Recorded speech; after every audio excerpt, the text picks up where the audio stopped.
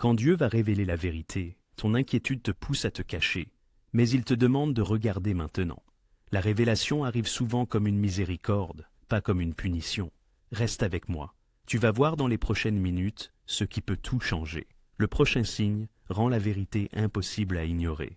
Il est 2h17 du matin. La pièce est immobile, mais ta poitrine continue de bouger et tu respires vite. Le téléphone reste éteint. Le bourdonnement au plafond devient plus fort. Tu sens que quelque chose cloche, mais tu ne peux pas le nommer. Un jour tu comprendras que cette nuit a été un tournant. Le matin, le brouillard est encore là. Les mots semblent bienveillants, mais quelque chose cloche. Les endroits que tu connais ne paraissent plus sûrs. Ton corps reste sur le frein. La confiance est fragile même dans les pièces où en temps normal tu te reposais. Tu attends et le temps paraît long. La prière te semble presque inutile. Tes pensées tournent en rond. Tu veux de la lumière, mais tu as peur du prix à payer pour l'avoir. Et la peur la plus forte revient sans cesse. La peur de se faire tromper par les autres ou pire, de se tromper soi-même. Tu commences à chercher des preuves. Tu fais défiler ton écran, tu rejoues des anciennes conversations et tu regardes les textos pour trouver des indices. Tu cherches à relier des moments qui peuvent ne pas avoir de lien. Ta tête bourdonne et ton estomac se serre. Tu essaies de rester raisonnable, mais en réalité, tu veux garder le contrôle sur la faim. Ton sommeil devient plus léger. La nourriture perd son goût. Les petits bruits te font sursauter. Tu demandes conseil à des amis, puis tu doutes de leurs paroles. Tu lis des publications en ligne, puis tu remets tout en question. Tu essaies de prier, mais tes prières semblent ne pas atteindre. Un murmure te dit de ne faire confiance à personne, pas même à toi. Alors tu restes figé. Dehors, tu restes immobile, mais dedans ton esprit emballe. Tu repousses les décisions parce que chaque mouvement pourrait être un piège. Tu te reproches de ne pas agir. Le silence devient lourd, et tu te demandes si Dieu est parti. Peut-être qu'un choix fort mettrait fin à tout ça, tu te dis. Une porte quelconque vaudrait mieux que ce couloir. Mais cette idée tremble en toi, et tu ne parviens pas à la chasser. Puis tu remarques un léger changement. Tu fais une pause. Tu respires comme si tu le voulais vraiment. Tu te rappelles une promesse simple. Si tu manques de sagesse, demande, et Dieu donne généreusement, sans reproche, selon Jacques 1:5. Peut-être que cette attente a du sens. Peut-être que cela est une protection. Pose ton fardeau un instant. Dis une prière sincère à Dieu. Je ne me fie pas à mon jugement. Guide-moi, je te prie. Écris 2 colonnes. Ce que tu sais avec certitude et ce que tu supposes seulement. Et présente-les devant lui. Soumets chaque voix à une lumière douce. Est-ce que cela correspond au cadre des Écritures? Est-ce que cela fait grandir? Est l'amour, la vérité et la paix? Voir 1 Jean 4:1 et Galates 5:22. Ouvre Proverbes 3, versets 5 et 6, et lis lentement, fais confiance de tout ton cœur et ne compte pas sur ta propre compréhension. Demande un seul petit pas à faire ensuite, pas la carte entière. Peut être la bonne chose et de retarder ce grand changement. Peut être de poser une seule limite, peut être de demander un conseil, avise. Que sa parole t'aide à choisir des pas concrets sans te forcer, à voir tout le chemin. Dans le silence, remarque que ta respiration apaise, le couloir est encore long, mais le sol semble sûr. Regarde comment Dieu confirme sans que tu le forces. Un verset se répète à 2 endroits. Une porte que tu voulais se referme doucement. Un amitié envoie un message au bon moment avec la bonne phrase. Ce sont des garde-fous, pas des punitions. Dans le silence et la confiance se trouve ta force. Ésaïe 30, verset 15. Souviens-toi de la dernière fois où la patienceté a évité une erreur. Il ne se moque pas de toi. Il choisit le moment de la révélation pour que la vérité tienne et pour que ton cœur, elle, accepte. Ce soir, au lieu de paniquer, prends un instant pour prier et prends une page. Écris les 3 choses qui te déroutent le plus. Demande la sagesse dont tu auras besoin au cours des 24 prochaines heures. Laisse un peu de place pour un petit signe. Partage cela avec une personne qui a besoin de respirer. Puis, chuchote, guide-moi et repose-toi. Le frigo bourdonne, il est minuit. Tes mains sont froides. Et ton téléphone illumine un message que tu ne veux pas lire. Quelque part plus loin, tu finiras par craquer. Mais ce soir, ce N est qu'une petite douleur qui ne tient pas en place. Tu te dis que ce OAN n'était rien, juste du stress, juste du bruit. Pourtant, la poussée revient toujours au même endroit, douce sous tes côtes. Tu veux la vérité, mais la vérité peut faire bouger des murs, et ces murs gardent la vie bien rangée. Tu te demandes si tu n'exagères pas, si tu ne crées pas des ombres là où il y a de la lumière. Tu voudrais un simple oui ou non, mais tout ce que tu as est un signal discret qui ne s'efface pas. Dans ton intérieur, deux voix te tiraillent, rester en sécurité ou aller vers ce qui te fait peur. Tu essaies de refouler ce malaise avec des tâches frénétiques, la musique trop forte, des blagues et des heures de défilement sur ton écran, mais il revient quand même, il te touche l'épaule dans l'allée du magasin, dans la pause juste avant que tu parles, dans ce moment après la prière.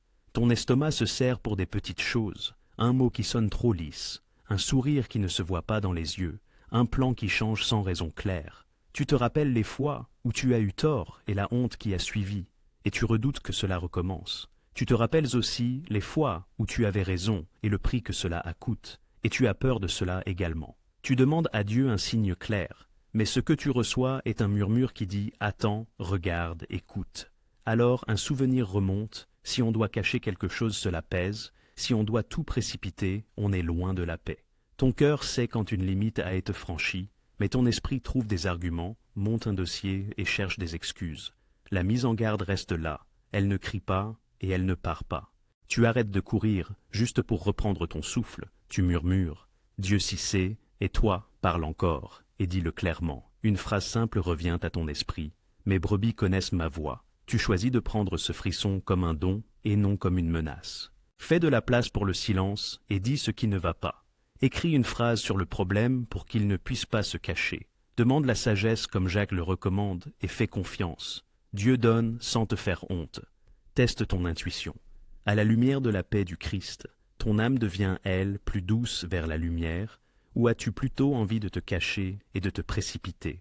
Ouvre la Bible et regarde le cœur de Jésus, la vérité avec miséricorde, ferme mais bienveillante. Demande-toi si cela te pousse à être honnête, à servir et à prendre de l'air, ou si cela te pousse vers la peur, la flatterie et la confusion.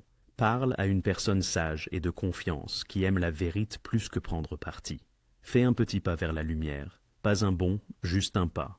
Remets une décision, pose une vraie question, refuse une demi-vérité et observe le calme qui suit. Dieu est pas un Dieu de confusion, et la clarté grandit souvent petit à petit, dans le silence. Dieu agit souvent par un léger frisson avant une révélation, et ce haine est pas toujours spectaculaire. Élie ne l'a pas trouvé dans la tempête, mais dans un faible murmure. Paul a ressenti une alerte intérieure et a changé de route. Jésus disait que ses brebis reconnaissent sa voix, et apprendre à elles entendre prend du temps. Tu n'es pas fou de ressentir ce petit pincement, et tu n'es pas faible de demander encore. Quand tu prends au sérieux cette impulsion intime, ta respiration se calme, tes pas ralentissent, et elle, air autour de toi, paraît un peu plus léger. Cet avertissement discret n'est pas là pour te effrayer, il est là pour te protéger. Ce soir, écris ton intuition en 10 mots sincères et demande à Dieu de la confirmer ou de la corriger dans les 24 heures. Le lendemain, choisis un petit geste courageux en plein jour. Reste attentif aux choses qui reviennent et écoute ta petite voix. Ça recommence. Même message, il dit qu'il va changer. Une annulation discrète à la dernière minute, encore une fois. La pluie frappe la fenêtre, et ton café refroidit dans ta main. Tu te figes, tu écoutes l'écho, pas les mots, mais le schéma. Tu te souviens du mois dernier, de elle année dernière, comment elle, espoir, monte, puis elle retombe. Ce soir, c'est est différent. La pièce est silencieuse, tu as elle impression que quelque chose cloche. Au fond de toi, une petite voix te dit « Fais attention ». Demain matin, une porte fermée pourrait te soulager. Tu veux croire au meilleur. Tu dis que c'est est juste une mauvaise semaine, une exception, une erreur. Mais la même scène revient, et ton corps le sait. Le prix à payer pour voir la situation telle qu'elle est te paraît élevé. Si tu donnes un nom à ce schéma, tu pourrais devoir poser une limite, changer tes plans ou prendre tes distances. Le confort te pousse à rester endormi. La vérité te demande de te réveiller. Et ton esprit se retrouve partagé entre les deux, parce que ce qui est familier semble sûr, même si cela fait mal. Les nuits semblent plus longues. Tu repasses en boucle des paroles qui semblaient justes, mais elles n'ont jamais été suivies par des actes. La même excuse, le même retard, la même promesse sans lendemain. Puis tu remarques que cela se produit ailleurs aussi. La date qui recule sans cesse, le projet qui reste en attente, un ami qui ne fait appel à toi que quand tu tiens bon. Les signes deviennent plus visibles. Ton corps réagit en premier. Mâchoire serrée, respiration courte, ce petit nœud dans le ventre. Tu te dis que tu es peut-être trop sévère, mais les signes reviennent encore et rien ne change. La Bible dit qu'une affaire se confirme avec 2 ou 3 témoins, et maintenant tu en as bien plus. Ton cœur veut la paix, mais une paix sans vérité ressemble à du silence. Tu sens un écart se creuser entre ce que tu entends et ce que tu vois. Tu te demandes si tu ne passes pas à côté de quelque chose. Tu demandes à Dieu une réponse, mais la pièce reste muette et la situation répond sans mots. Tu arrêtes de te raconter des histoires pour nier la preuve. Tu poses la main sur la poitrine. Tu respires lentement. Tu murmures « Seigneur, si cela vient de toi, permets-moi de voir. » Le moment devient plus doux. Pas de colère, pas d'orgueil. Juste un oui posé et constant à ce qui est réel. Tu décides de nommer ce schéma. Considère le schéma comme un signe, pas comme un accident. Note chaque répétition, les mots utilisés, le moment et comment cela finit. Demande à Dieu la sagesse. Jacques dit qu'il la donne à ceux qui la demandent. Juge un arbre à ses fruits comme Jésus ça enseigne. Si le fruit reste le même, la racine ne change pas. Mets en pause toute démarche qui repose sur quelque chose de faux. Pose une limite douce pendant que tu observes. Demande moins de promesses, des dates plus claires, un simple oui ou non. Invite un ami digne de confiance et honnête pour observer avec toi. Prie en demandant à Dieu de sonder ton cœur pour qu'il reste pur. Ensuite, attends, les mains ouvertes. Laissez l'attente être une protection, pas une punition. La vérité haine n'a pas besoin d'être précipitée. Elle a juste besoin de lumière. Tu n'es pas seul dans tout cas. David a vu le même schéma chez Saul et il s'en est éloigné. Elle, Église primitive, mettait à l'épreuve chaque message et retenait ce qui était bon. La lumière montre ce qui était cache, et elle ne te fait pas honte de elle avoir vu. Dieu est bienveillant avec le temps qu'il choisit. Quand les mêmes schémas reviennent, il guide ton regard. Il ne joue pas avec toi. Tu reconnaîtras la vérité à ses fruits, et quand elle se posera, elle te libérera.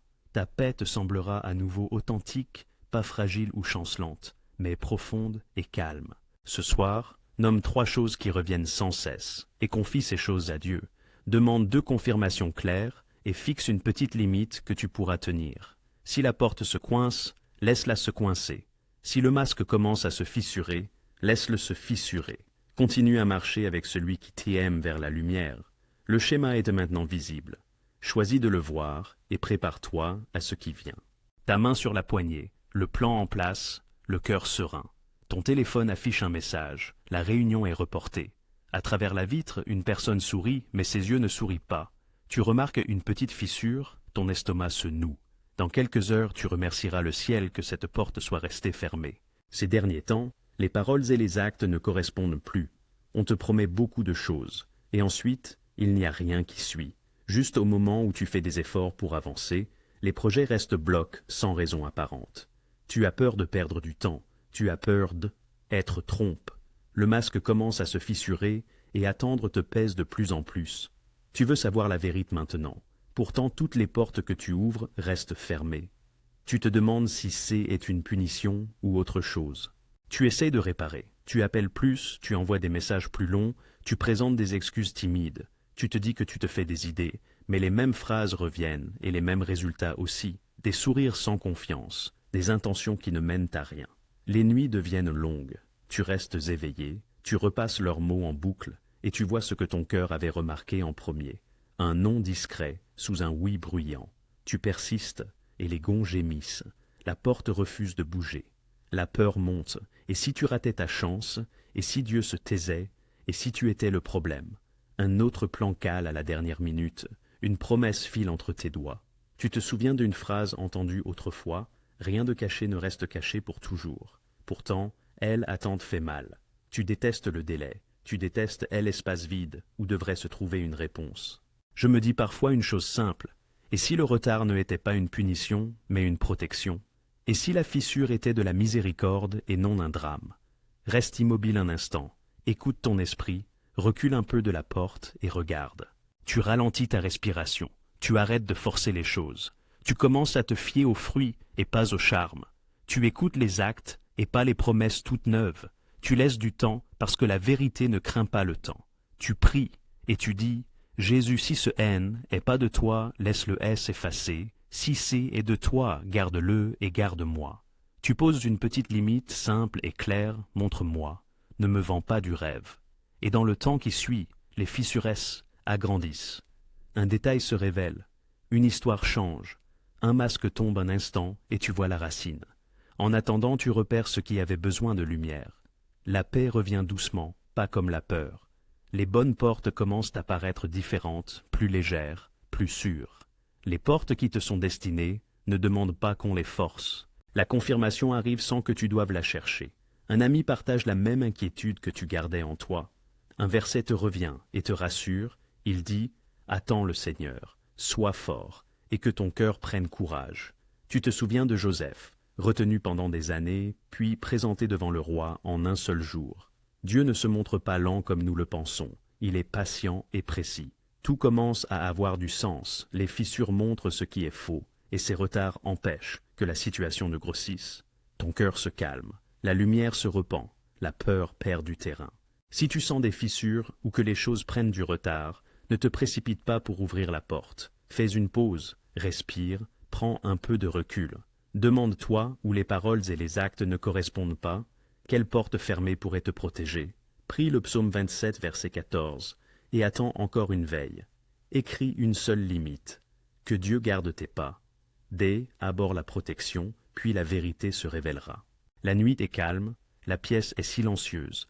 Votre téléphone cesse allume et affiche une phrase pour laquelle vous avez pris en secret la semaine dernière et qui vient d'une personne qui ne vous connaît pas. Au petit déjeuner, un enfant répète ces mêmes mots et vous vous figez. Cela vous semble trop précis pour être le seul hasard. Il n'y a pas de fracas, juste une lumière qui reste. Vous vous demandez si C est un témoin. La lumière parle enfin. Tu as demandé la vérité et des signes ont commencé à apparaître sans que tu aies besoin de les provoquer. Mais ton cœur tremble encore. Tu veux la lumière du jour, pas une petite lampe. Tu as peur de te lancer trop tôt ou de te fier à la mauvaise chose. Alors tu continues à rassembler des preuves, et malgré tout tu ne fais jamais le pas. Le vrai combat n'est pas de chercher encore plus de signes, il consiste à accepter ceux qui ont déjà été donnés pour toi, et à agir avec courage. Alors tu cours après la certitude, tu fais défiler ton écran tard le soir, tu cherches des versets comme des indices, tu poses la même question à 5 amis, tu lances une piste puis tu la relances. Tu te dis que si la prochaine voiture est rouge, tu sauras. Ton esprit devient bruyant, ton corps se fatigue, le sommeil te paraît fragile. Tu repasses en boucle chaque mot, chaque regard à la recherche d'un piège. Tu forces ce qui venait autrefois avec douceur, et plus tu pousses, moins tu entends. Le doute prend racine. Tu as peur d'être trompé par les autres ou pire par toi-même. Tu as peur de perdre du temps. Tu as peur de perdre la face. Et au milieu de ce vacarme, tu rates presque les petits signes silencieux, ces confirmations douces qui sont arrivées, sans que elles on les demande, le moment que tu n'avais pas pu planifier, le calme qui a suivi une simple prière. Ce qui bloque haine est plus la preuve. Acceptation est le problème. La porte est ouverte, mais ta main ne bouge pas. Une phrase revient en toi, comme si un ami te disait de faire confirmer les choses par 2 ou 3 témoins. Puis, une autre survient et te dit « Reste tranquille et sache que je suis Dieu, tu respires, ce n'est pas une poursuite, est une révélation. La lumière ne donne pas la carte entière, elle n'est qu'une lampe pour ton prochain pas. Arrête de forcer, calme-toi. Écris les témoins que tu n'as pas provoqué, comme un appel inattendu, un verset qui tombe au bon moment, ou les paroles un inconnu qui rejoignent une prière que tu gardais pour toi. Regarde-les doucement et demande-toi si elles correspondent à la manière de vivre de Jésus, humble, honnête et bienveillante. Est-ce qu'elles accordent avec la Bible, ou est-ce qu'elles ne sont que le reflet de ta peur? Quand la vague de peur retombe, sens-tu une paix nette? Partage cette paix avec un ami de confiance et franc qui aime. A pas peur de te dire non. Prie simplement pour que le Seigneur éclaire ton prochain pas. Puis fais un petit geste d'obéissance qui corresponde à la lumière que tu as. Le psaume dit que la parole de Dieu est une lampe pour tes pas, pas un projecteur pour des kilomètres à elle avance. Marche à la lumière de cette lampe. Au fur et à mesure que tu avances, le chemin répond. Une porte qui paraissait lourde s'ouvre toute seule, sans que tu aies besoin de la pousser. Une autre personne arrive, alors que tu à rien demander. Tout se met en place, doucement et avec assurance. Tu te sens de plus en plus émerveillé parce que les pièces commencent à s'emboîter et ton cœur se calme. C'est souvent comme c'est que Dieu conduit.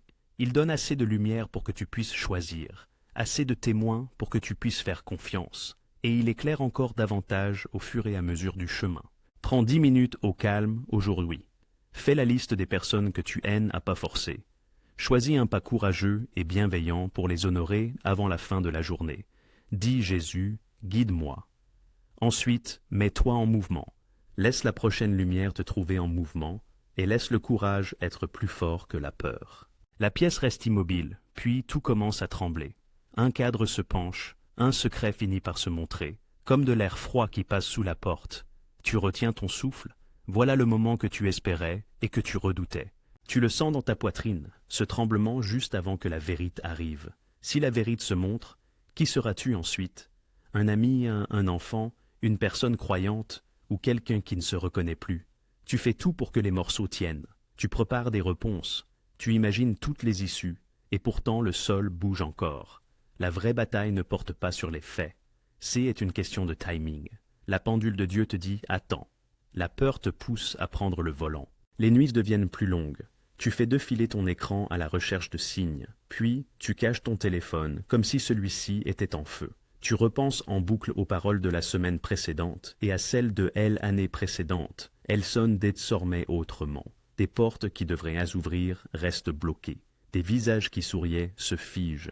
Tu te dis que cela haine est rien. Mais le même schéma revient, plus fort. Ton corps fait le compte, mâchoire contractée, respiration courte, cœur qui s'emballe et que tu ne peux maîtriser. Tu demandes à Dieu de ralentir, puis tu lui demandes d'aller plus vite. Tu essaies de négocier un résultat, mais la paix te glisse entre les doigts. Le blâme est là un instant, puis laisse place à un silence encore plus lourd. Au fond de toi, une limite devient claire. Cela suffit. Les Écritures disent que Dieu secoue ce qui peut être secoué pour que ce qui ne peut être ébranle reste. Cette phrase fait mal. Tu as peur de perdre quelque chose et en même temps, tu as besoin d'air pur. La question qui se pose maintenant est simple. Vas-tu remettre ta vie dans le temps de Dieu ou vas-tu continuer à tenter de garder un contrôle que tu haines à jamais vraiment eu?